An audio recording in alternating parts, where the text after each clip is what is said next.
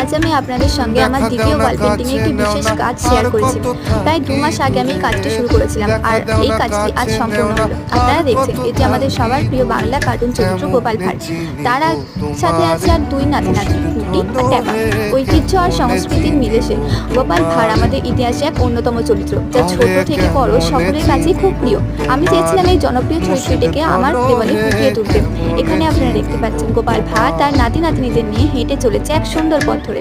পাশে একটি আম গাছ আর ফুলে ভরা গাছের দৃশ্য, যা এই গরমে এক অন্যরকম সতেজতা করে দিয়েছে। আম গাছের নিচে পড়ে থাকা পাকা আম দেখে ট্যাপা তো লোভ সামলাতেই পারল না, তাই ছুটে গেছে আম কুড়োতে। তাই এই জন্যই গোপাল, ট্যাপা এবং পুটি তিনজনকেই খুব খুশি এবং আনন্দ লেগেছে। এই গরমের কালে আমি একটি সুন্দর ফুলচিত্র ফুটিয়ে তোলার চেষ্টা করলাম। আমি জানি না যে এটি শেষ পর্যন্ত কেমন হয়েছে। আমি প্রথম আম গাছটি করেছিলাম এবং শেষ পর্যায়ে গিয়ে এই ফুল গাছটি করলাম। জানি না আমি এটা ঠিক করলাম কিনা, তবে চেষ্টা করেছি।